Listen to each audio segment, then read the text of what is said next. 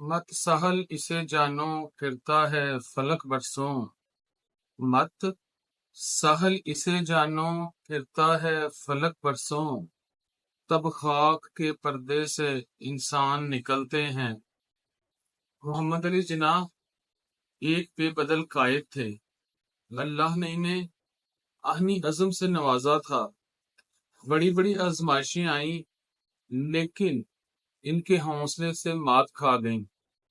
ایک طرف تاج برطانیہ کا جبر تھا تو دوسری طرف ہندو کی مکاری، ایک طرف عیار دشمن تھا تو دوسری طرف نادان دوست، ایک طرف بگڑتی ہوئی صحت تھی تو دوسری طرف شاہراہ آزادی کا طویل سفر۔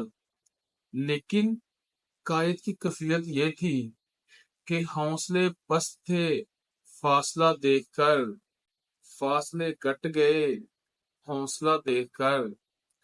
قائد اعظم نے ایمان، اتحاد اور تنظیم کا درس دیا، لیکن آج ہمارے دل ایمان سے خالی ہیں۔ ہم کفر کی طاقتوں کی شان و شوکت سے مرعوب ہیں، ہم میں اتحاد نہیں رہا اور ہم انتشار کا شکار ہیں، اور ملک پاکستان اس وقت سب سے زیادہ نقصان اسی کا اٹھا رہا ہے۔ خدا کرے کہ میری عرض پاک پہ اترے وہ فصل گل جسے اندیشہ زوال نہ ہو، یہاں جو پھول بھی کھلے کھلا رہے برسوں، یہاں خزاں کو گزرنے کی بھی مجال نہ ہو۔